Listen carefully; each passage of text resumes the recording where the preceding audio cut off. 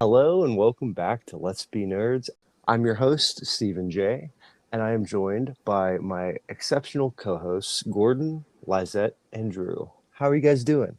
I'm only exceptional this time. That was mostly about Lizette and Drew. Anyway. Oh, okay. I see how it is. Look, Gordon, why do you have to keep starting drama at the beginning? That's all the fun I have. I think he needs to agitate me so then he has banter throughout the whole episode. I want to be the star of the show, and I can't be the star if I'm not the center of attention. Good point. Anyway, Lizette, Drew, how are you guys? I'm great. Yeah, I'm good too. Excellent. So today we are going to be doing a follow-up to a previous video. We are going to be diving into the world of video games for the second time. I'm excited. I liked our first video game episode, and I think today's going to be another exceptional episode. I keep using that word now that Gordon set me off, but it's going to be a wonderful episode, and I'm excited. Lizette, I think you're going to go up first because I want to hear about what you have to say because you gave us some artwork teasers. Yes. So I am talking about it's currently a series that has 2 games. So the first one is called Horizon Zero Dawn. It was released February of 2017. So this is one of my favorite games. Now, there are a lot of flaws with it. I just saw somebody have a little bit of a twitch when I said that. I don't know who she could be talking about. So we're going to get into the flaws as well because the sequel is coming out February of 2022. I literally pre-ordered it this morning before I'd even got out of bed. I rolled over, opened up Facebook on my phone, saw that pre-orders were out 3 days ago, had to contain a scream of anger because the Regalia edition of the game is sold out, and I am pissed off because it had a really nice statue, but it's okay because I got the collector's edition, which has a not quite as nice, but still nice statue with it as well. Anyway, when I bought, so part of why I enjoy this game so much, and I'll give you guys a little synopsis of the plot and everything, but in the end of 2016, early 2017, I had been working at the bookstore doing a lot of stuff. I'd kind of fallen away from playing video games for a few years, and Black Friday of 2016, I bought a PlayStation 4. Mm-hmm. So I didn't really have a lot of new games for it. I pre-ordered Horizon Zero Dawn. I pre-ordered the collector's edition of it, so I actually have a statue of the main character from the first game. I didn't know very much about it. All I knew was it had robotic dinosaurs, and dinosaurs are my thing, so I had to have it. Ark Survival? Well, I think but robotic. I wanted to just trigger you. Sorry. I don't even know if she knows what Ark is. A little bit. I haven't played it. I haven't looked at it too much. I've seen a few things. So some similarities, I guess. Maybe. I don't know. Not really. So yeah, no, not at all. Not at all. Okay. Like I said, I don't really know, but stop interrupting me, Gordon. No. So this series is set in a post-apocalyptic United States. So the first game is specifically set in Colorado, Utah, northern Arizona, and Montana. That is what some of the artwork I've dropped for you guys is. They actually incorporated real-world locations into the setting of this game. So as you wander around, you find crumbling skyscrapers and just buildings that have nature started to kind of reclaim.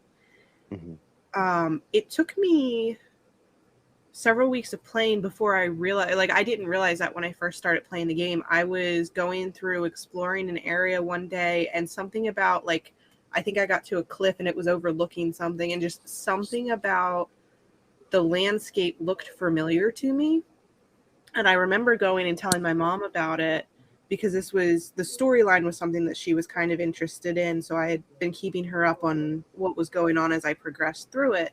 And I remember going to her and saying, "Hey, will you come look at this and tell me if you think this looks familiar too? Like, this looks like an actual place." And I Googled it and found it was somewhere in Colorado. So the sequel, Horizon Forbidden West, is set more in California, Utah, and Nevada. So that last picture that I dropped for you guys is the main character riding one of the machines near the remains of the Golden Gate Bridge. I was going to ask if that was the bridge. Yes. Holy crap. Yeah. I love the concept artwork for this game. Like, it is phenomenal. The sequel, I was watching videos on it earlier. I was trying not to look at anything for it because I didn't want to get myself too excited before it came out, but now I'm super hyped. So basically what this is, like I said, post-apocalyptic United States. It's set in the 31st century, so a good ways in the future, with scattered tribal populations who live alongside all these machines, some of which are based off of dinosaurs. Others are based on other big game or predator creatures. So there are some, I think that was one of the other pictures I dropped for you guys, was the collection of the machines from the first game. So you can see the tallest one there is a walker. It's based off of somewhat off of a giraffe. Mm-hmm. But there are others, there's one that's based off of a T-Rex. There's one based off of a saber-toothed tiger. There's one that kind of reminds me of a hermit crab. There's a wide variety of stuff. Now, in this world, there are no actual big game animals anymore. They've all been replaced by the machines. Oh. So there are still rabbits and turkeys and boar, small things, but anything larger like a deer, a bison, anything like that, they're not in existence anymore. So, you see, at the beginning of the game, you start to find out that some of the machines are becoming corrupted and they're attacking humans more than normal. So this is one of the plot lines. There are several that kind of weave together, but it leads to the main character leaving her home area and venturing out to try and figure out what's happening in their world. So the main character's name is Aloy, and she was raised as an outcast near the reclusive Nora tribe in the north. So she has no parents. She was found on the ground outside of a sealed door inside of the mountain that the Nora tribe worship, calling it the All-Mother. So that turns into a big part of the game, is she's trying to figure out where she came from, because the tribe calls her motherless. They really don't like her because they don't know where she came from. It's a very matriarchal society in that particular tribe. So she kind of has to earn her place at the beginning of the game, and then there's an attack on their tribe, and she is sent out with the blessing of the elders to go and figure out who attacked them and figure out what's going on with the corrupted machines as well. As far as the gameplay goes, your main weapon is a bow, but you also have things like bombs, tripwires, a sling, and a staff. It's an open world for the most part. There's some... It's not fully open in the sense of The Legend of Zelda, Breath of the Wild, where you can climb anything or go absolutely anywhere in the map. There are some restrictions, but for the most part, it's an open world. Mm-hmm. One of the really cool things that I found, if you complete, there's a bunch of side quests. If you complete the side quests for certain minor characters, and it'll be not a single side quest for them, but a series of side quests for whatever character, they will actually join you in the final battle. Oh. I'm not sure. So I went and kind of did all of the side quests before I went and finished it. So I don't know for sure, but I'm assuming if you don't complete their quest, they're not going to show up, because the cutscenes were cut in a way that you could remove any single one of them and it wouldn't affect anything. So I think that was kind of a reward for if you finished everybody's side stories, they would come and help you. Wow. Now, one of the big criticisms for this first game is that the voice acting can be extremely flat. Stop nodding your head, Drew. Can be extremely flat throughout. Like I don't know if they got a lot of newer actors who were not as experienced or what was going on. The dialogue can be kind of stiff at times, and the cutscenes where the characters are talking to each other in the first game are also very stiff, is the only way I can think to explain it. Like, it cuts back and forth between whoever's talking. It gives you kind of a headshot of them, and they'll talk, and then the next person, it cuts to them as well. So it almost gives you like an older dialogue based game feel from the way that they cut back and forth. It doesn't really make sense for why they did that with the rest of the game. That's an improvement that they made in the sequel. They don't do that anymore, from what we can tell. Can I just jump in real quick? I'm on the IMDb. I'm on the IMDb page, and the only voice actor, because I'm obsessed with voice acting.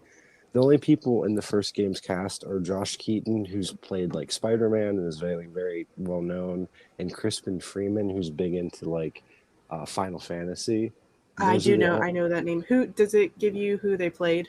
So Crispin Freeman played Helis, Helis, and Josh Keaton played Avad, Avad. Okay. And they're the they're like the only two voice actors that are like known on the game. No shade. Just had to check it out. I mean, like, that definitely that makes sense, and that's what I think is part of what happened. I think it was they were trying to get newer actors. Mm-hmm. From what I've seen of the cutscenes for the sequel, and there's not very much that's out yet, but what I was watching this morning, it's a significant improvement in the sequel. Okay. The way that the cutscenes flow, the way that the characters, like their facial expression, like the animation period is improved by quite a bit. The little bit of dialogue that I heard, the tone and like the feeling was much more dynamic. It felt and sounded a lot better. Mm-hmm. So I think I don't know what happened with the first one. I have a feeling, but I'm not 100% sure on this, that it was an idea that they were like, this will probably make a good game. I don't know if they had a limited budget because people weren't quite sure how well it would do, or I'm not really sure, but I feel like it wasn't given the budget that it deserved. I gotcha. Because it is a really interesting story. So, like I said, I bought the collector's edition just off of the robotic dinosaurs idea. I'll send you, if I think about it, I'll send you guys a picture of the statue that it came with, because it's actually really nice, really high quality. I'm really excited for the new one we're going to be getting, because it's one of the elephants. It's a new creature that was introduced in the sequel, and it has like a little side figurine of the main character that you set. It's not connected to the main statue. You set it off to the side so that you see the difference in her size versus this machine. But yeah, overall, it is something that I definitely recommend. Like I said, it is not without its flaws. Drew's main complaint, I think, is that it gets repetitive in probably combat and some of the missions, which is another improvement from what I can tell that they're making in the sequel. And gameplay is a huge thing for me. Yeah, I'm much bigger of a fan of story-driven games, so I mean, I do get bored with repetitive gameplay to a point, but if you've got a story that I'm interested in, I'm willing to overlook it. I can't. But like I said, it seems like the studio who's making the developers heard all of the fan complaints, because from what I can see so far, they've addressed every major complaint that fans have had. That's I'm not intrigued. You see that often either. Yeah. I'm intrigued by the game based on how you presented it in the artwork and the story, and I did a little quick research. Mm-hmm. The first game had so right now the US dollar to euro, the dollar is €1 is worth $1.19 US dollar, Okay. and the first game's budget was 47 million euros. The second game that's coming, their budget's 110 million. Yeah. So it it's gonna shows. be huge difference. It 100% it shows. I mean, you guys can probably see it in the pictures I sent you a little bit too. That last one is the concept artwork, or I'm not sure if it's concept artwork or a screenshot from the second game versus some of the artwork that I dropped from the first game. Mhm. The areas are going to be a lot more dense. So they're going to have a lot more, when you get to the San Francisco area, they're anticipating that the buildings are going to be a lot more dense and a lot more recognizable. Like in the clip that they dropped back in May, you can see the ruins of tram cars and the diner. Like you can still read the sign partially. It does actually look really good. Yeah. I mean, don't get me wrong. The first one is a great game in my opinion. I just couldn't get myself to get through it. But the second one looks like a huge improvement from the first one so far. That's awesome. Because they're by no means, I'm not gonna say by any means they're a bad game. It's a bad game. It's really good game, really well done, very good looking, very good concept, very unique as well. And now, Lizette, for our listeners, do we have a release date for the sequel? Yes, it is. I think they timed it this way on purpose a little bit because it's almost exactly 5 years from the release of the first one. So Horizon Forbidden West is going to be released on February 18th of 2022. Now, it was originally assumed that it was going to be a PS5 exclusive. However, the developer spent most of their time working on this for the PS4. So it's going to be a cross-gen release. So they are releasing it on the PS4 and the PS5. And if they stick with what they're saying, what I read this morning, if you buy it for PS4 and you eventually get your hands on a 5, it's a free upgrade to the 5.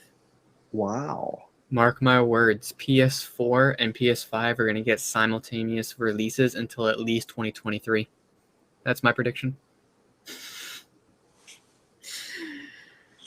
All right, we just finished that discussion in the last episode. So For those of you who are listening, we have recorded multiple episodes today. So go back and check out the previous episode if you haven't already.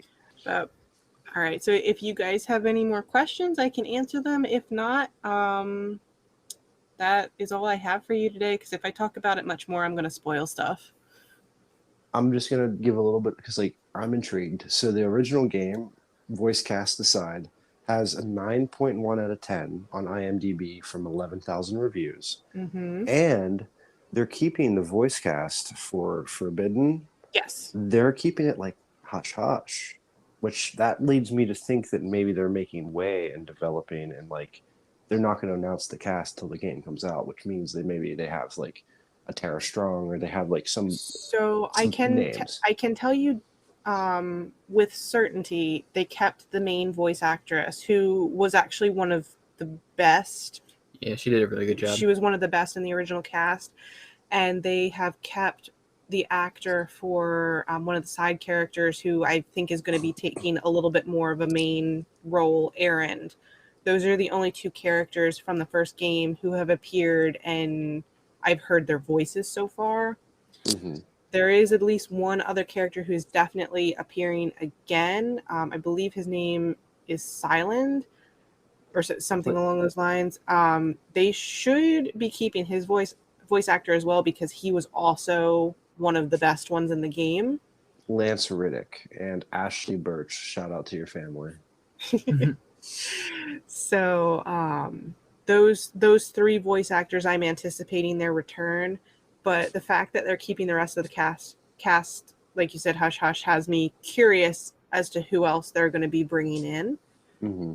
I don't know very much about what is going on with the story of the sequel. I can tell you that the first one ended kind of on a cliffhanger. It was to the point where when I beat the first one, they hadn't announced the sequel officially yet, And I think I went running out of my room to tell my mom, there's going to be a second one.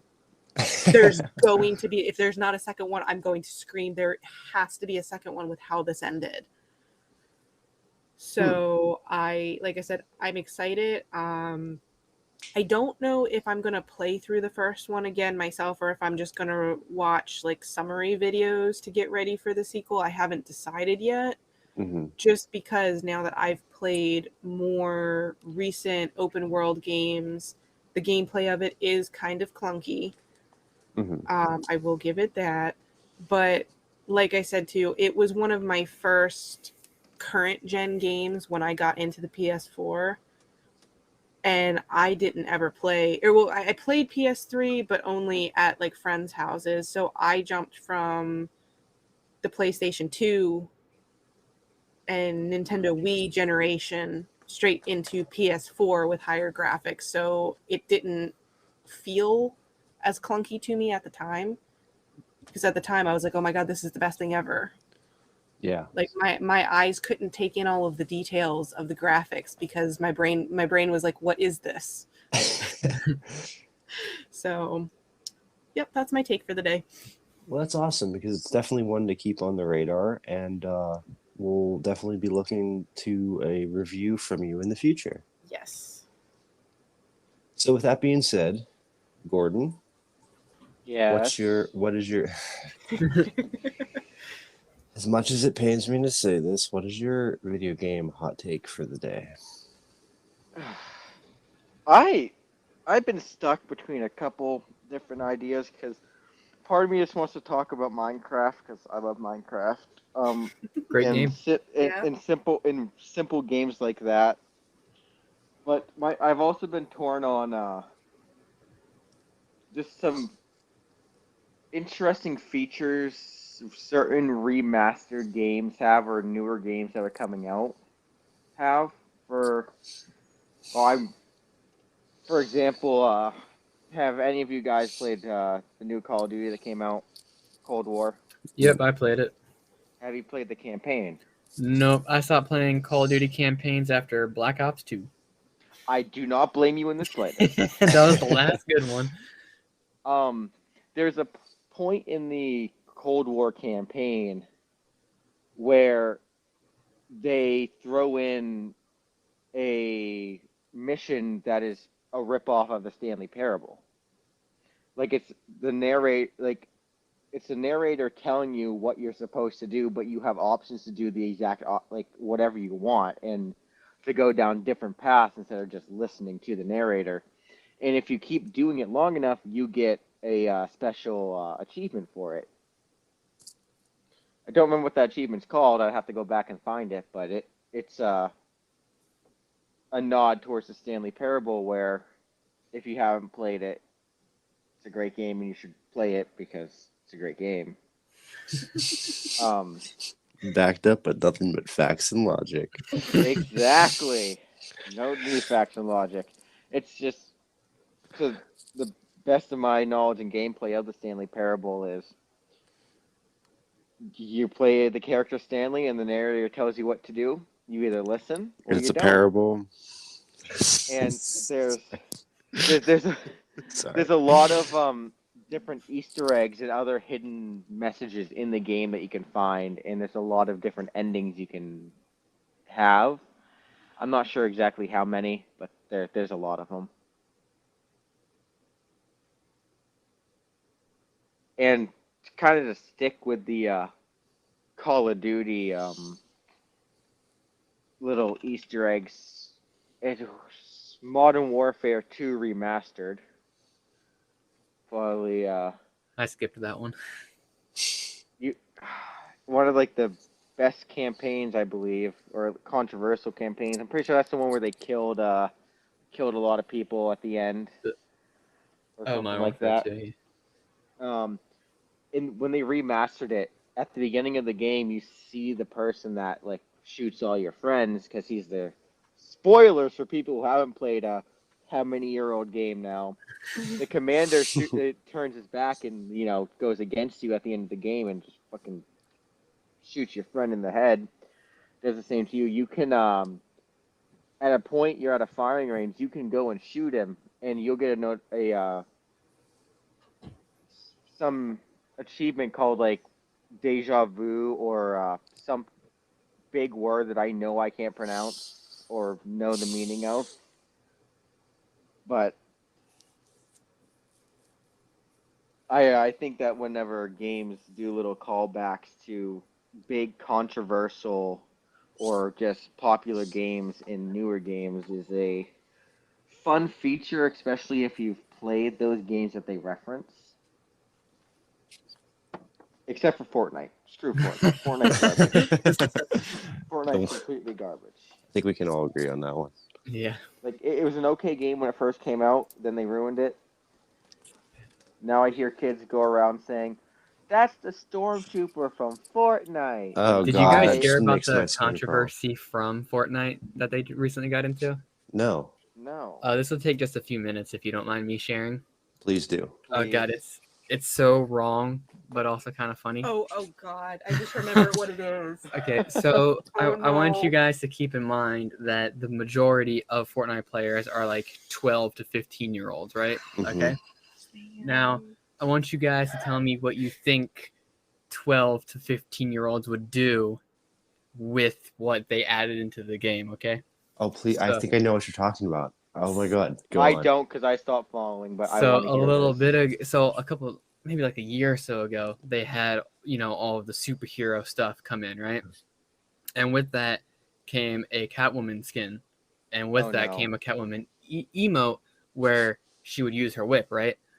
Well, fast forward a little while longer, and we have Martin Luther King Jr. Day, and Mhm. they decided to add a skin for Martin Luther King. And No. well, some of these 12 to 15-year-olds still had the Catwoman skin and still had the whip. And you can imagine what they would do with that combination. Mm, I And didn't hear about that one. Fortnite my. does not know how to stop them from using the whip emote. So I believe right now it's been a controversial thing for the past couple of weeks. I believe it's still going on. And Fortnite's like, yeah, we don't know how to stop this from happening. So I guess we just let these kids continue to do this. Yeah. That is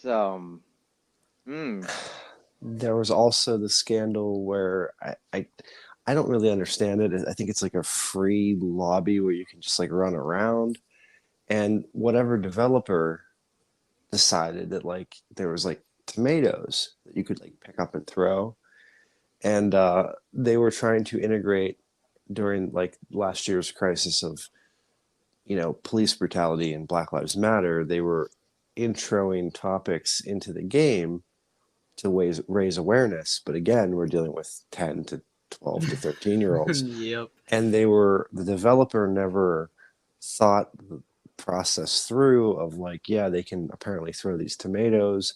And there was this whole scandal where they were throwing them at the screen that was projecting like awareness of the issue, and it was very insensitive, and they did not know how to stop it. Yep. I think Yeah. Fortnite should just take the hint. Maybe we shouldn't. I mean, I understand, pushing awareness for these kinds of things, and I'm not saying that awareness shouldn't be spread, but That might I not do be the believe that, platform yeah, for it. I do believe that kids that are playing Fortnite are going to get the awareness through school.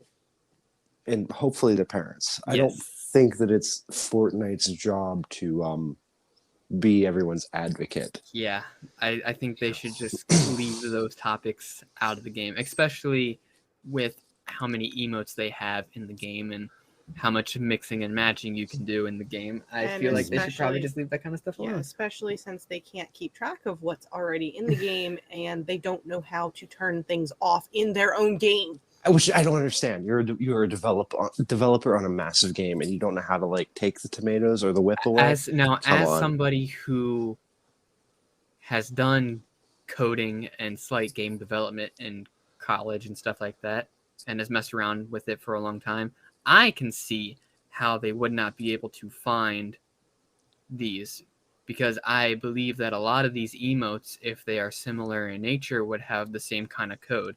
Now, if you take how many emotes are in the game, I'm sure they have a select folder for all the emotes. I would be surprised if it was under 15,000 lines worth of code, and with some of them being almost identical. I And no mean, pictures. I can understand that, but at that point, guess what? You shut your game down for a day. You put all of your developers into finding it. Yeah, guess They what? We're can't gonna do work that. we're gonna work overtime today, kids. Like I don't I don't know. You're right though. I mean, Drew, again, Lizette and I are speaking out of school because we Yeah. don't. But I would rather spend the time and fix it rather than have it blasted on. True. But they're LA also Times. a business first and foremost, so any amount of time they shut the game down, they are losing profit, and it is a free-to-play game.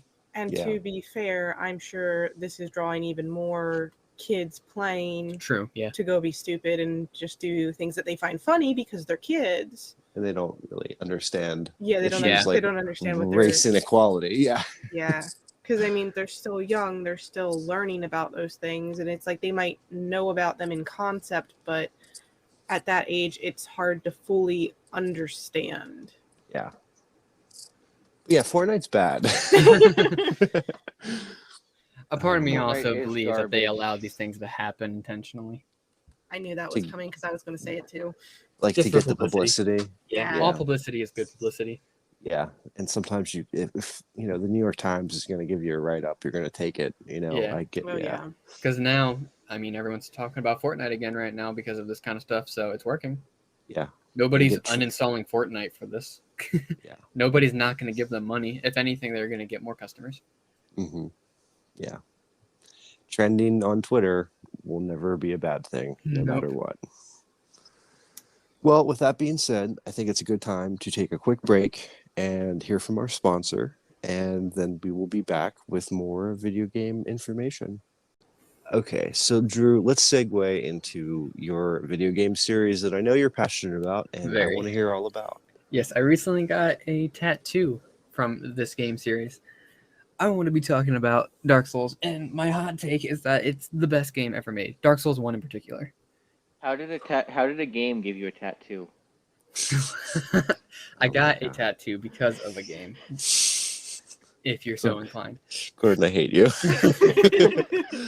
But before Anyway, what I was go your- into the super deep rabbit hole that is Dark Souls, I do want to, just for a second, acknowledge Demon Souls for being the first Souls game, and I recently completed it for the first time on the PS5, and phenomenal game, not the best.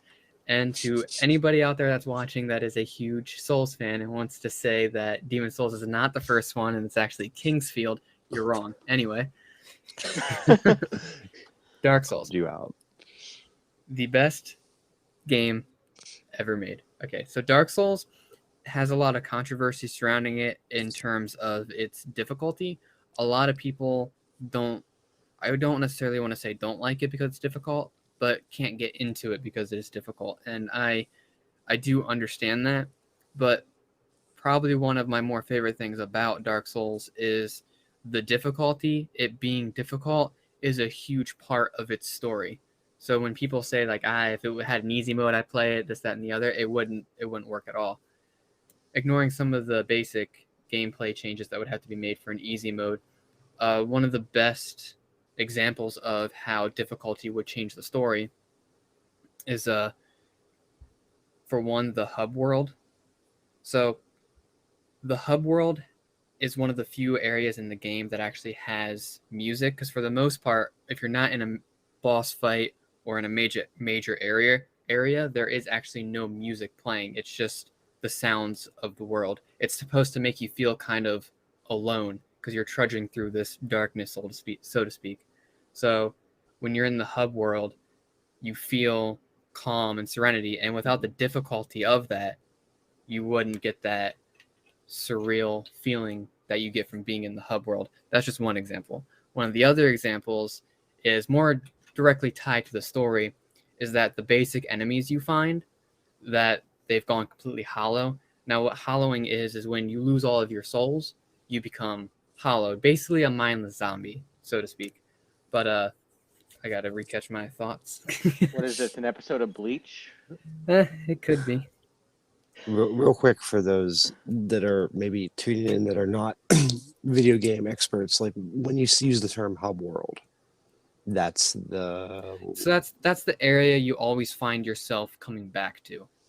Mhm. That's where like NPCs that you meet and talk to, they'll end up being there. People who you buy like spells from, if you talk to them, they'll end up in there. It's basically like it's an area that connects you to 7 other locations. So from the hub world, you can go to the Undead Parish, the Undead Burg, the Catacombs, New Londo Ruins, Valley of the Drakes, Blighttown, and the Undead Asylum. So as soon as you get out of the tutorial, all of those areas are opened up. Wow. And there is no technical wrong way. So something that I like to do is I like to go to the second Bell of Awakening. Sorry, there are going to be spoilers. The second Bell of Awakening, defeating that boss and ringing that bell, which is supposed to be like you're supposed to do that after you ring the first bell.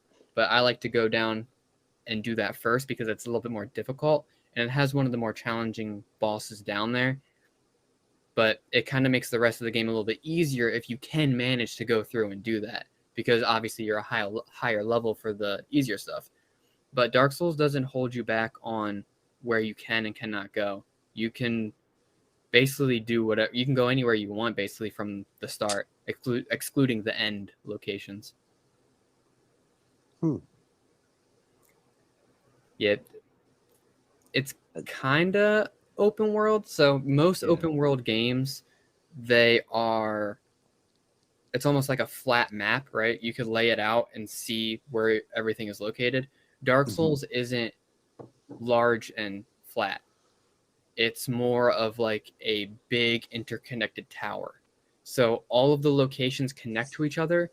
You can look off in the distance and see locations that you're going to be visiting. You might not know it, and some of them are really out in the distance. You kind of have to use the binoculars that nobody uses in the game to kind of see it.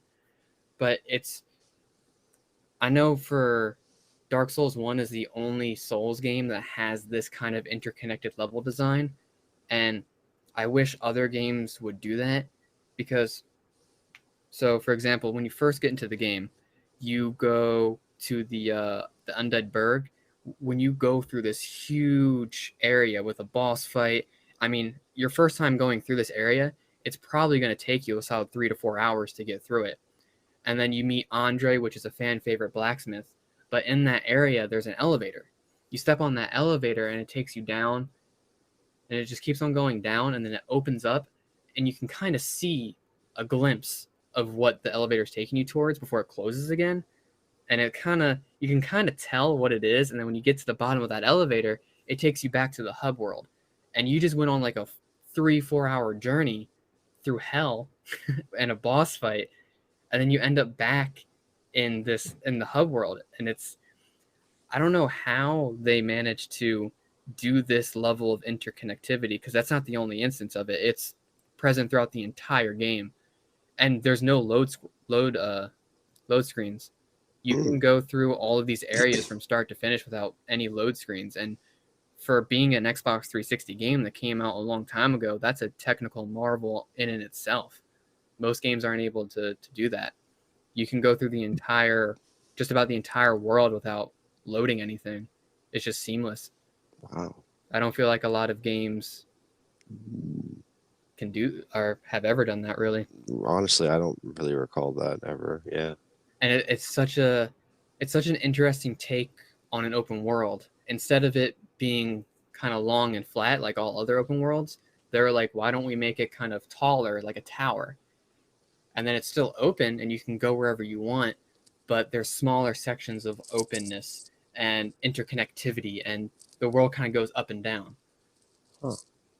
It's no other Souls game has ever done level design like this. The other Souls games, you just kind of take a bonfire and you warp to location. This game, you can't fast travel until like over halfway through the game. You don't unlock it. The game forces you to walk. If you get really far into an area that is actually, supposed to be meant for later in the game, you're stuck there. You got to find your way back out. There's no waypoints, there's no map, there's no nothing. You chose to go down that path. If you think it's a little too difficult, you can backtrack. Wow. And I just love that non-hand holding, and enemies don't have any symbols above their heads to indicate their power, you know? You go through and then all of a sudden you get one hit by a ghost and you can't hit the ghost back. You're like, maybe I shouldn't be here yet. I gotcha. But if you want to, you can actually, from level 1, you can go to endgame areas and get endgame loot. A fan favorite thing to do is to go down into the catacombs and defeat Pinwheel, who is actually a pretty easy boss. But when you defeat him, you get the Rite of Kindling, which allows you to have more potions. But like once you go through and defeat that, you then have to climb your way back out. You can't fast travel out. But it's a very common thing to do, to go down there and get some things done before you actually go through the rest of the game. You can make the game easier on yourself if you're good at the game and can, go through these high level areas. But with there being no map and with the world being so seamlessly interconnected, after about my 4th playthrough, which I've played through the game about 10 times now, I have the entire map of Dark Souls just like engraved into my brain. I know where everything is. I know where every path leads. And there are actually some areas in the game that are really cool that I hardly ever go to because it's not on the main path, but I know of its existence. There's a Ash Lake. It's a really cool area that they hid off on the side that most people never go and see. And it's really surprising to me that a developer would put so much time and effort into the largest area in the game that's a grand spectacle and make it completely optional. You don't even have to go there. They spent too really much cool. time on their hand. Wanted to have some fun. I mean, that might be how that area got created. Well, let me ask you this, Drew, because like you've given us very much in the terms of like game design and why it stands on its own. But can you tell us a little bit, like, what's the storyline? Like, what are we following? So the story is where this game gets kind of interesting because it is a very open-ended, interpretation-heavy story. Dark Souls doesn't care what you want, so to speak. They don't force you to give a shit. They do not force you to care. There's hardly, all of the dialogue is optional. You don't have to talk to anybody to progress anywhere. You can ignore all of the characters and complete the game. You don't have to talk to anyone. The game doesn't force you to. But talking to characters, they will give you insight on the world and their own personal struggles and stuff like that. And then some of the other story is environmental, and then some of the other story is through item descriptions. And there's a really cool theory that was never confirmed that the item descriptions in the game are actually your character's own thoughts, which I thought would be a really cool take on that. But outside of the starting cutscene, because the opening cutscene does give you a lot, especially if you've already played the game before and you watch it a second time, it gives you a lot on the premise of Dark Souls. But for the story, basically, and I'm not an expert on the story, and I beat the game like 10 times because it's a lot. There's a lot of things going on in this. But basically, the world at first was just complete darkness with monsters and stuff. And when fire first came into existence, so did humans. With the rise of humans came Gwyn. Gwyn kind of became like a king figure, right? But also with the fire, souls were linked to the fire along with humans. So Gwyn took this and he kind of created almost like a kingdom, basically, to kind of solidify the age of fire and the age of humans. And he kind of made his own army. With this, he got Seath the Scaleless to kind of betray his fellow dragons and give Gwyn the weakness to that. The reason why he did that was Seath the Scaleless was only interested in knowledge, and Gwyn kind of promised him infinite knowledge if he gave him the secret to defeating the dragons. The secret to defeating dragons ended up being lightning, so Gwyn learned how to use lightning and taught all of his knights how to use lightning, and they wiped out all of the dragons except for Seath the Scaleless. And when he took the power of the flame, he started to go a little hollow, kind of like everyone kind of does, and he kind of started to go a little mad, and now he's protecting this last kind of flame. So basically what your job is as the quote-unquote chosen undead is you're supposed to go and rekindle the flame. Basically what rekindling the flame means is you sacrifice your own body to the fire to keep the fire going, to issue in the second age of fire. So somebody has to sacrifice themselves to that fire because it's connected to souls to keep that fire going, to keep humans alive. A lot of people who are connected to that fire from when the fire first came into existence have kind of gone a little, I don't want to say insane, but they've kind of gone hollow, and a lot of them don't want you to rekindle the flame. A lot wanted to issue in the Age of Darkness.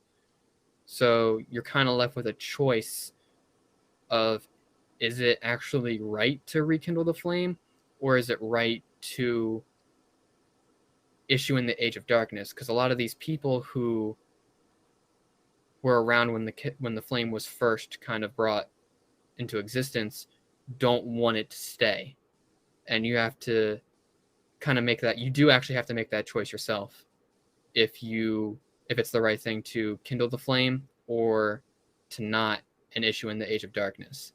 So as you're going through the game, if you pay attention to world storytelling, you kind of see both sides on maybe it's better if the fire does fade, or maybe I should help my fellow humans and sacrifice myself and issue in the Age of Fire again.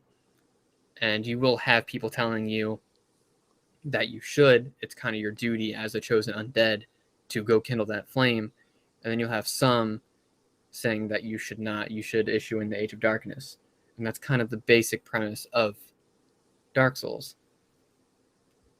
Wow. I don't know, that's kind of a lot. But I mean, it is, but it's like a little bit deep for, like, storytelling for a video game. Like that's pretty incredible. Yeah, and makes me want to get back into it almost. There is actually, like, to this kind of day, nobody really knows if the good thing is to kindle the flame or if the bad thing is to unkindle the flame, because Dark Souls 2 and 3 kind of go off the assumption that you did kindle the flame. And in Dark Souls 3, spoilers to whoever who hasn't played it, when you play through Dark Souls 3, you actually have to fight the person who kindled the flame. And the final boss of Dark Souls 3 is supposed to be the person you played as Dark Souls 1, the person who originally kindled the flame and has now gone crazy like the person he killed to kindle the flame. And now it's your job to repeat the process. And the world is stuck in this perpetual age of one of the undead kindling the flame and issuing the Age of Light, and that cycle continuing. So the longer that cycle continues, the more people are wondering if the Age of Darkness is actually not that bad, and if the Age of Light is just something that people are told is good but is not actually good. But nobody actually has the right answer. People are just kind of sticking to what they know, and all they know is the Age of Light, and the Age of Darkness has been kind of ingrained in their minds that it's a bad thing, but nobody has actually lived through it. Nobody actually knows. Well, damn. Yeah, there's a That's lot more. A lot. I haven't even gotten into the characters yet. But yeah, there's also another thing I wanted to touch on, that the basic enemies, the basic hollows, those are past chosen undeads who gave up. Because the only time you go hollow is when you give up. The whole premise of the game is perseverance and never give up. No matter how bad or how impossible the opposition may seem, it is 100% possible to get through it. No matter your level, no matter your equipment, no matter what. You could do it bare-fisted level 1. It is possible. Wow. You should never give up because it is possible. And the basic enemies that you find, because the first enemy you see, you will also see near the end of the game. Like they're sporadic. There's less and less as you go through, but you will still see them. They were past champions who couldn't get past the opposition ahead, and then they fell victim and just became a regular hollow. Oh. And all of the items you find in the game are tied to dead bodies. So in the beginning of the game, the items you find obviously aren't that great, aren't that, impactful, because they were past champions who fell super early. They didn't have a lot. But as you get farther, those past champions that have fell have more to offer. So like a good example of this is the currency, the level, the XP, everything is souls. So sometimes a corpse will just hold souls. It'll just be like lesser souls or common souls. Then you get later in the game and it's like a soul of a brave hero, which will give you more. And it's like those people later on in the game made it so much farther, they became heroes in the eyes of some, which means their soul is worth more. Yeah. And it's basically just this, the universe just keeps on shoving chosen undead to go rekindle that flame until eventually one succeeds. Each one just gets a little bit farther than the last until someone actually succeeds in doing it. That's like really creative storytelling. Like I know, and this is like no cutscenes. Wow. And it has this kind of story to it. And it kind of upsets me that when people play it for the first time, they see the difficulty and they're like, oh no, I can't play it, it's too hard. And it's like, that's kind of the point. The point is to overcome this difficulty.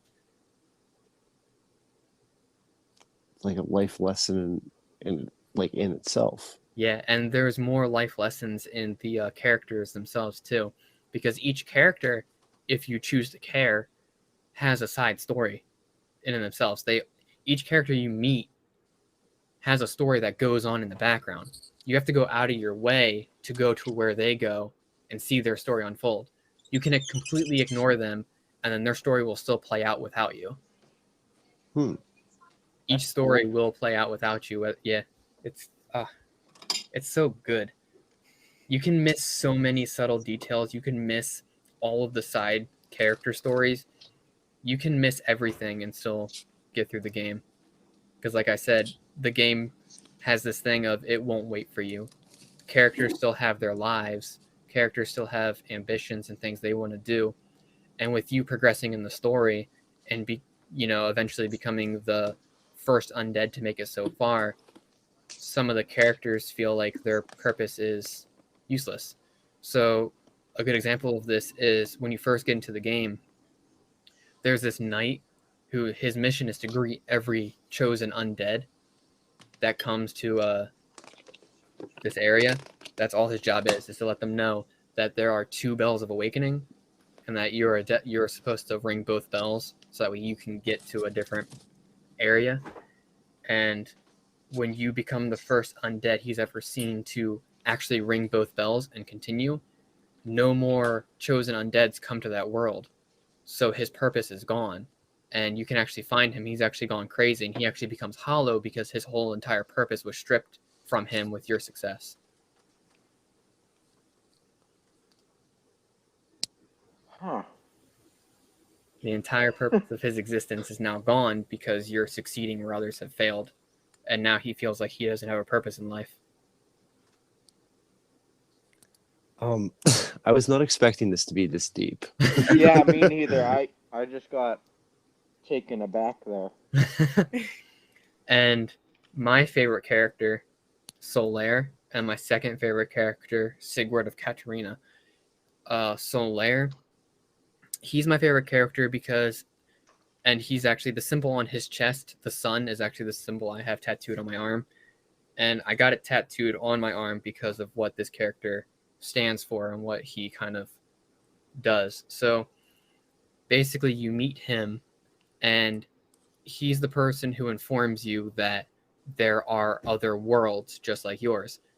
And, he kind of explains it in a way of like, sometimes these worlds kind of cross, like phasing in and out. And sometimes you'll see remnants of people doing things in past worlds. And the reason why you see messages on the floor from other players, the reason why you see aspirations of other players as you play through the game, is because the world itself is convoluted. And now this is kind of up to theory now, but my theory is like the world is trying so hard to fix itself that there's multiple universes of thousands and thousands upon thousands of undead trying to do the same goal as you, with only one trying to succeed to save the world. Basically, the world is kind of going, I guess I'm gonna use the word bonkers. But yeah, there's also different universes, and that's kind of where the multiplayer ties in. So he gives you a white soapstone, so that way you can write down your sign, and people from other worlds can summon you, and you can help them. Or you can summon people from other worlds to help you. This character Solaire also makes it his mission to help you yourself progress through the game. You'll be able to summon him for boss fights and stuff like that. But basically his whole attitude is, just because the world is shitty and most people do bad things doesn't mean he has to. He can be helpful. He can help people. No matter how bad the world becomes, he still makes it a mission to help everyone he comes across. And that's kind of his own personal mission. Because most people you run across are bad or have ulterior motives, and will try to take from you or kill you, rob you, because it's a horrible, horrible world. But he still makes it his mission to help whoever he can. And he's one of the only characters besides Sigurd that you meet that is actually not super depressed, not depressing. He is very optimistic about the world, and that's why I like him so much. He's the only one that kind of sees the good in people and in the world, and he loves the sun because the sun gave all life and kind of made everything possible. Let that sink in for a second. Yeah, I wasn't ready for this. Neither was I. Wow.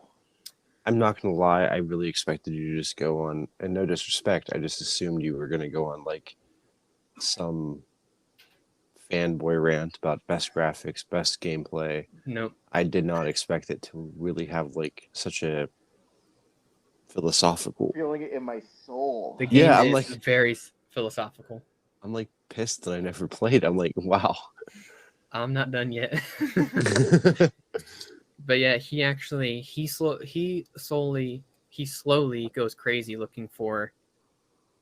They word it as his son. I don't know if that's like his like actual physical son or his metaphorical, like what the sun means to him. But you slowly see him succumb to darkness as he's looking for the light. And it is possible to save him, but if you don't know what you're doing, he does eventually pass, which is sad. You actually have to kill him. This insect that latches onto people's heads and kind of almost like alien takes over their body. In the pursuit for his son, he gets overcome by one of those. The only way to save him is if you convince him to leave that area, because he's not going to find his son down there. But if you just let him do him, he kind of travels too far into the darkness and he gets overrun by one of these insects as he's looking for his son, and it completely takes him over. And if you go to that location at one part of the game, he's there with one of those bugs on his head, and he will just attack you on sight, and he's no longer there. So if you decided to give a shit and understand what he's doing, you can tell him that's a bad idea and save him. But if you don't care and just continue on your merry way, he will succumb to darkness. That is some. Because the characters will go on without you. They don't wait for you to accept their quest. Life goes on whether you're there or not.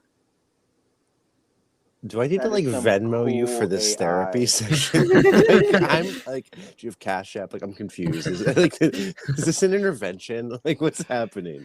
I just This want to is. spread the word of this game because a lot of people misconstrue it for people just like it because it's hard and it boosts their gamer ego. No, there's so much more to this game. I'm like, it's hard to. I mean, It's hard to grasp all of it. but no, it's hard to remember that we are talking about a video game. Yeah, It's like it's weird because there was like a moment there where I was like listening to you, and it was almost like you were just telling like a outsider's view of a story. Like it didn't feel like it was we're talking about a video game. You know what I mean? Like yeah. it's just wild. And then on the flip side of that, just because helping one person is the right thing to do doesn't mean that helping someone else is the right thing to do either.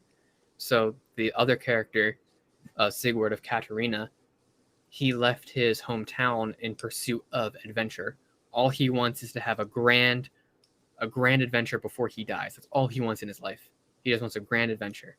And if you follow through his story, every time he goes into a grand adventure, he gets overrun by opposition, and he kind of goes a little too gun-ho in his seeking for adventure, and you actually, if you don't help him, he will die because he can't handle the enemies by himself. So you go in there and help him, and he thanks you, and he's like, without you I would have perished. He's like, I am grateful that you helped me. And then you help him again, and he's like, man, I don't know what I would do without you. You kind of helped me a lot. And you help him again, and he's just kind of like, I feel like I can't have. He was like, you helped me so much, I want to help you, but he can never find a way to help you. And in doing all of this and helping him so much, you rip him of his sense of adventure, and he feels like he can't do anything without you. So when you find him at Ash Lake, he's gone completely depressed and hollow and has given up for seeking his sense of adventure because he feels like he can't do it without your help. And that's kind of not the point of an adventure. He wants to do it on his own. That's why he left his hometown. That's why he left his family behind, is because he felt like he needed this. With you helping him, you rob him of that experience, and he ends up going hollow and gives up on it and passes away. But on the flip side, if you don't help him, he will die, but he will die happy because he died having his adventure. So just because you can help somebody doesn't necessarily mean that they want the help. And in doing so, sometimes you just can't help. Sometimes you can't help a person who doesn't want help.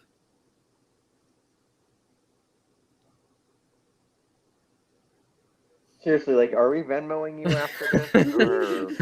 I'm just trying to quietly eat my antipasta salad. I'm stressed. I don't know what to say. I mean, I'm only touching on my favorite characters and my favorite stories, but there are multiple accounts of different characters that you can go through, and you can watch their stories unfold, and each one has a different story. So another good one is there are these mages. You can have these mages. I don't remember their names because I don't do magic builds in the game. But there are these mages, and you start buying their sorceries, and they start teaching you. Once you surpass their level, they feel like they have nothing left to teach you. So in that pursuit, they need more to teach you because that's kind of like that's their purpose now, is to teach you magic. Because they haven't had a purpose in so long, you meet them, and you're the first person who's not hollow to make it that far to actually talk to them and learn their power. And once you kind of learn everything they have to teach you, they go out to stronger locations, higher areas to seek knowledge. And in that pursuit of knowledge, they become hollow. And when you meet them in those locations, they attack you because they gave up on becoming more powerful than you because they couldn't overcome the opposition that they felt they needed to help you out more. So do you just like drink wine and cry while you play this game and think about your life? It is very depressing, but one of the common themes of this game is not every ending is a happy ending. You have to accept that and keep on moving forward. not everybody you meet's going to have a happy ending. Maybe you yourself are not going to have a happy ending, but that's not reason to give up. You don't have to speak directly to me like that. But that is the overall purpose of the game, is not to give up, and that the difficulty really solidifies that. Just because it's difficult doesn't mean you should give up. Just because people around you give up doesn't mean you should give up. And that's the theme that's pushed on throughout the entire game, is do not give up under any circumstances. Yeah. Very... Lizette, can you help here? Yes, please. So I'm gonna be honest. I've heard this so often that I love you, my dear, but I tuned out because I couldn't hear it. I needed a break. I've left you two on your own for this one. I haven't heard from you, a breath from you, in like 30 minutes. I mean, I'm not shitting on you by any means, Drew. It's just like I did not expect it to be this in depth way. Yeah, as far as like, I didn't know how to warn you. I'm sorry. Like I didn't know how to, and I didn't realize that you guys didn't have any prior knowledge of it. Because like when he started telling me about it, I got him and Dylan telling me a little bit, and it would just be like a little bit here and there. They actually made me play one of the games one night. It didn't go well. I think I cried and threw the controller back at them. But yeah, it's a lot, but it is it does feel like you've gone through a therapy session. yeah. And I guess this is a good video game to talk about because, you know, when you think about the stereotype of gamers, it's very vapid. It's very lives in mom's basement or whatever the cliche you want to throw out it. Like, this is truly showing that there are game developers and game players that are looking for something on a higher plane. It's not just Grand Theft Auto Vice City. Yeah. Outdated reference, but you know what I mean. It's like this Yeah. speaks truth to power, that it's like video games are a form of an escapism, It's can art. be a form of therapy and a form of art. Yes. But this game is also very therapeutic, not just for me, but for other people. Once you kind of start looking into the deeper meanings of this game and you start really paying attention to everything, there's a lot of, I mean, hollowing can be a synonym for depression in this game. Yeah, trust me, I'm aware. And I know these Souls games have helped me personally through a lot of stuff. Once I kind of saw what the stories were trying to tell. Now, let me ask you this. How long did it, I mean, you're obviously, I consider you to be a smart person. Did you go into the game knowing that it was like this? Or did No. it take you playing it like how many times? Or walk me through that. So basically, the way I got introduced to Dark Souls was I was in high school and I was bragging to one of my friends about how good I am at video games and how I'm a god gamer, as you do. And he told me about this game called Dark Souls. And he was like, there's no way you can beat this game. And I was like, I have not played a game that I could not complete. He was like, without looking up anything, without guidebooks, without YouTube, without anything, beat this game. He was like, I bet you can't. And I was like, okay. And I took the game. I started playing it. And it whooped me left, right, and center. And it was the first game that didn't tell me anything, didn't hold my hand. It was like, you chose to play this game. Get through it on your own. We're not helping you. It's basically what the developers do. It's like, you get through it on your own, okay? Have fun. And I played it for 2 or 3 months, and I didn't even get to the first major boss fight. Like, I got past the tutorial, and I didn't even make it to the first boss before he wanted the game back. So I gave him the game back, and around that time, Dark Souls 2 got announced.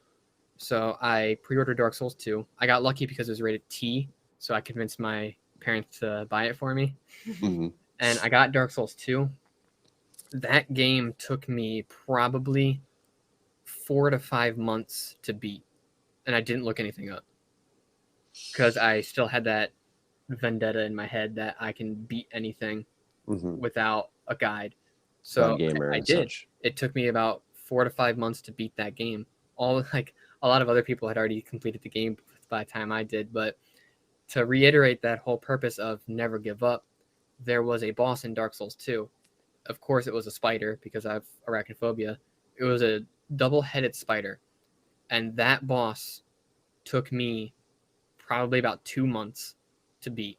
I was stuck on that boss, and I never gave up. And eventually did beat it. And when I tell you the feeling of euphoria I felt when I beat that boss after like 2 months of being stuck on it, playing that game for 7 to 8 hours a day on the weekends, dumping 20, 30 hours into it a week, if not more, just fighting that boss over and over and over and over again until I finally beat it. I've been chasing that feeling for a long time, and that's what got me into the Souls games, was that feeling of accomplishment, that feeling of satisfaction, that feeling of knowing I did not give up where I know others may have. Not getting mad at the game, but getting mad at myself because I knew I was making mistakes in the boss fight. Not looking anything up and forcing myself to do it on my own is what made me fall in love with those games.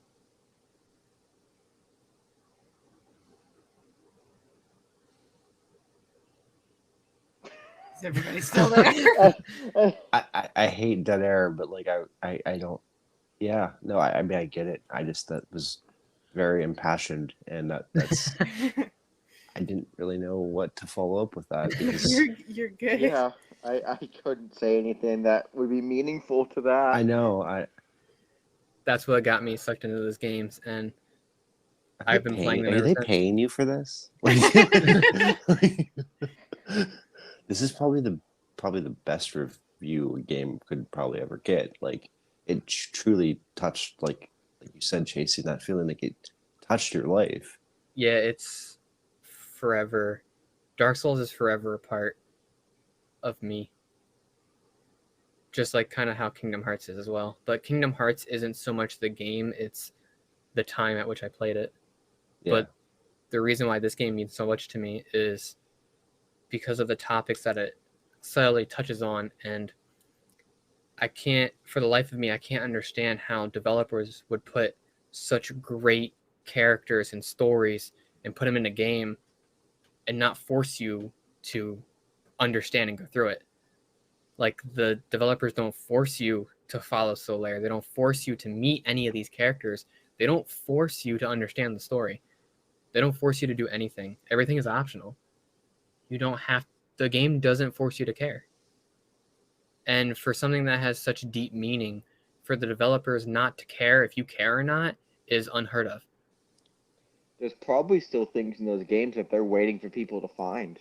Yeah, probably. And there's a lot of things that people still speculate on, because not everything is 100% like this is how the story goes from start to finish. There's a lot of like, well, we don't actually, like, the game never touches on how this actually plays out. The game never really goes more in the depth on this. And just characters that you can optionally meet having such well thought out, intricate stories and personalities and motivations that go on whether you're there or not, and the game doesn't force you to acknowledge it, is just breathtaking to me. I can't believe game developers would put so much time and effort into something and not care if you experience it or not care if you understand the story or not. But I mean, it kind of speaks to the greater metaphor. I don't know if that's the right term, but like I think I get what you're saying, Stephen, and I agree with you. It's the deeper message and the deeper symbolism. Symbolism and metaphors and whatnot that they're trying to show and teach in that game. It doesn't work if they force you to care about it. Like, it doesn't have the same impact. And it's a representation on a higher level of like how you walk through life. Mm-hmm. Like It's so many crazy people that, like, you can choose to keep your head down and not care about like your fellow man, so to speak, and not know their story, not know their experience, and you can just go through and get to the end and arrive at your destination and be content. or you can go through these experiences where they don't always turn out great, or they do turn out great, and it's symbolic of life, I guess. Yeah, like I don't know. That's the It whole. sounds Yeah, so it's so so. dumb to say it that way, but like This game is the most artful piece of gaming I've ever experienced. There's just so much going on, and I haven't even like everything in this game has a purpose. So like you dying and respawning, that's tied into the story. There's a reason for that. Since you're a chosen undead and you're marked with the dark sign, basically the curse, every time you die, you respawn at a bonfire because you're tied to the flame. You respawn at the bonfire you last rested at because that's the last fire you were tied to. mm, You cannot That's you cannot fully die because you're tied to the flame because you're a chosen undead and you're branded with a dark sign. we all chosen undead. You know, like I'm not being weird, but like is that like they're saying like that's human life is like living is so much better than the alternative. yeah. That's why I think you are right in that assumption. That's why it has such a hard do not give up mentality to the game. Mhm. It's like a suicide prevention message without Yeah. being, you know, after school special. Even health potions, the health potions in the game, they're called SS flasks. Mhm. You have a set number of them. You can increase that number, but every time you rest at a bonfire, the set number you have refills. But the reason why it refills when you rest at a bonfire is because the potion that heals you is just bottled fire. So the fire you're tied to heals you. So every time you rest at the bonfire, you get healed. Every time you drink your Estus, you get healed. Every time you rest at a bonfire, your Estus refills. You're just drinking the fire you're tied to heal you. Wow. Everything has purpose. Everything has reason. There is no instance in all of Dark Souls 1 is there a why does this exist? There is a reason for everything. Everything has a reason. That's deeply tied into the story. And that's another reason why I get a little upset when people are like, Dark Souls doesn't have a story. I'm like, what? I had friends in high school who tried to tell me that Dark Souls didn't have any kind of story and it was just hard and that's all it had going for it. And I was like, you've obviously never taken the time to look into this game. Yeah, that's the type of people that would never follow the other storylines. It's so... everything in this game is so perfect, in my opinion. Yeah, I don't think we ever need to do another video game episode again. I think we found the winner. In my opinion, Dark Souls 1 is lightning caught in a bottle. Like, nothing else has been able to replicate what this game has done. And I've played through this game now like 8 to 10 times. I don't know. I lost count after 6. I've bought this game on every console it's ever been released on and played it on every console it's ever been released on at least once. It's just one of those games. Yeah, you win. I want to play it. yeah. Sorry. That's what I'll be playing while you guys are out at your dinner parties tonight. Sorry, everybody, but I think Drew just won video games. So thank you for listening. We've concluded. This is the end of the podcast. Yeah, we can't go much longer. This is going to be its own episode. I mean, I didn't even get into the gameplay. Drew, You're gonna have know, to- Oh no, I wasn't going to. Okay, I wasn't so going to. You know We're that just I going would to name this listen. episode Drew Part 1. No, I definitely would be interested in like potentially. I don't know if I have the resources to be able to play it, but like I definitely want to like watch I would say even if you guys gameplay. don't play it, I would love to like have a day where we like everyone sits down and I play the game and just kind of show the game off. Are we starting a Twitch? Are we a Twitch podcast now too? I can beat Dark Souls 1 in the span of like 7 hours. Are we having a viewing party? If you guys want to, Gordon, production wise, can we make that happen? Yeah. I mean, I'm kind of Yeah. here for it. I could explain. Now I'm not It's an just expert gonna, it's on gonna Dark be me Souls. crying. It's just me crying and telling you how the game relates to my sad life. Okay, well, we have to definitely have a production meeting and figure out how we can incorporate this again, because this I hope I sold you is- guys on the argument that Dark Souls 1 is the best game ever made. Yeah, I've owned Dark Souls for a while. I just, at the age I started playing it, I definitely was like, nope, don't have the mental strength for this. Like, I didn't even make it past the tutorial. I don't think, and I was just like, I don't like this. I'm gonna come back to it later. Did I make you beat the tutorial boss for me, or did I not give you the In- controller? I can't remember. In Dark Souls 3, I beat the tutorial boss for you because There's a boss at the end of the tutorial. That's like dark. the Dark Souls 3, the tutorial boss, I had her. I beat it for her, and we played co-op because you can go through the game with a friend. You don't have to go through the game alone. Well, that's a whole other message too. Hi, Yeah. Lizette. Yeah. Who's playing with him when we do the viewing party? Hi, Steven.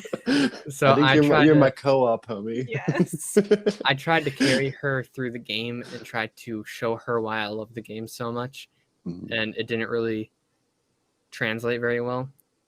Because this is when I realized that the difficulty of the game is such an important aspect. When you have somebody carry you through it, the hardships, and just show you the golden areas, then you kind of miss the entire message. Yeah, because I mean, I was pretty much just running after you, trying to keep up, and you were like, look over here, now come over here, now look over there, now come over here. And I'm just like, what the fuck is going on? So I kind of learned that you can't carry someone through the hardships. You can't carry someone through life. Okay, Yeah, I get you it. can't It's carry all- someone through Okay, life. I Yeah. think this episode needs to end sooner. We're all just gonna have a mental breakdown. And No, I'm existential very. crisis. I was already unstable, and now I'm teetering. So, with that being said, thank you, Anchor. Where's the alcohol? Sorry, I No, blew and- your mind, guys. All I know jokes you weren't aside, prepared for this. I was not, but it was. I definitely It's enjoyed it. welcome. Can we do Yeah. a part Yes. 2 to this? Because there's a lot more. Yeah, the video game series is over. Now it's just going to be Dark Souls Part 2.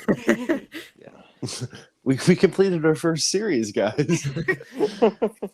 But no, all jokes aside, excellent episode.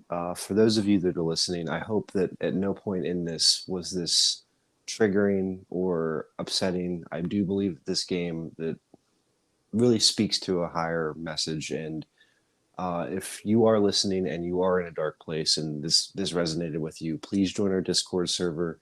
Reach out to any one of us. We are all here to listen.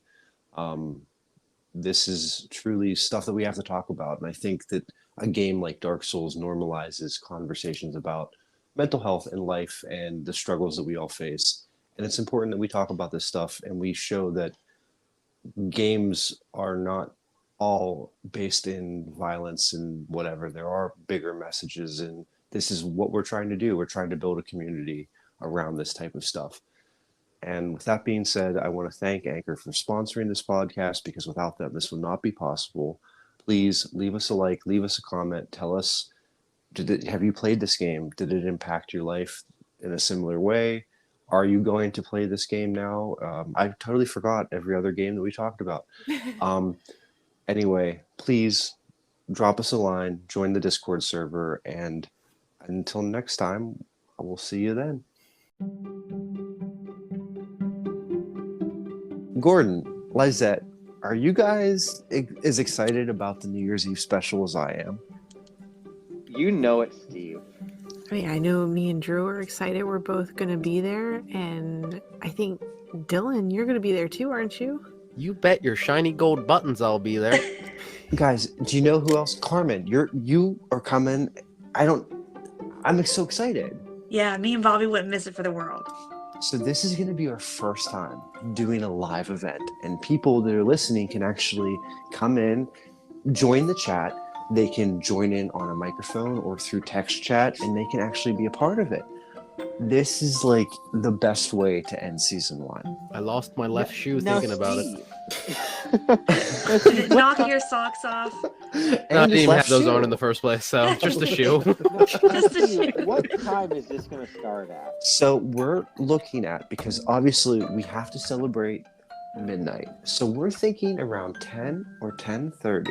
We're going to have more details to follow. So this is really important. If you want to be a part of our New Year's Eve special, you have to get on Discord or Reddit. You have to be a part of the community to be on.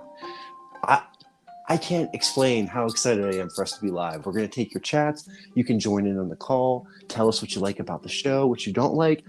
This is going to be the most interactive we've ever been with anybody. It's so exciting. But, Gordon, do you know what the real thing is? Is they have to have Green Room. Can you tell them They do about have Green to Room? have Green Room. Green Room is a lovely addition to Spotify where we are able to go live and just be able to record with all of you guys listening in. You guys can ask to speak with us. You can join us. You can join in the live chat throughout the whole thing. We can bring you on so you can share your opinion on our podcast or just your opinion on some random BS like we love to do on our podcast and just chill with us all night. And Lizette, do you know what the best part is? What's If that? are you a listener to Spotify? Yes. If you have a Spotify account, you can just download the Green Room app and immediately create an account. How easy is that? Oh, okay, so it just ties into the account that you already have for Spotify. Exactly. It's perfect. It's going to be like a 2-second download process and then a 2-second sign-in process. Okay. Carmen, I don't know about you, but I would really think that it'd be cool if some of our listeners would like either join in on the voice chat or through text and tell us New Year's resolutions. Are you big on New Year's resolutions? Not so much on resolutions, but I just love being with friends and family, and I think it would be a great time to have more of our friends and family who are listening be a part of this so that we get to hear from everybody. And what's a better way than celebrating the new year than to start off with a group of friends that are all on the same page? Exactly. Dylan, I can't wait. Are you excited? I am. Like I said, I lost my left shoe, and I think the cat took the right. Oh my gosh. I should hopefully you're find it in time. If not, like you said, I can join through Reddit or I can join through the Discord. I can't wait. Well, I will see you guys all there, and everybody listening, we hope to have you be a part of our special night. It's the season 1 finale. If you're enjoying the Let's Be Nerds podcast, please come join us, and let's kick off the new year together and safely, in social distance, and just kind of be a part of a group where everybody's welcome and everybody's accepted.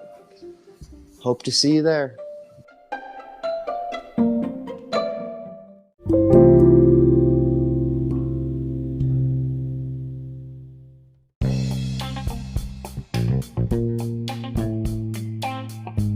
Let's Be Nerds is hosted and executive produced by Gordon Bryant and me, Stephen J. McLean. Let's Be Nerds is a production of Speak Easily Productions. Our social media manager is Kylie Gregg. Our managing producer and co-host is Lizette Ayala. To keep up with the latest on Let's Be Nerds, join our Discord server linked in the description box below. Follow us on Instagram at Let's Be Nerds Pod, or find us on Twitter at Let's the letter B Nerds.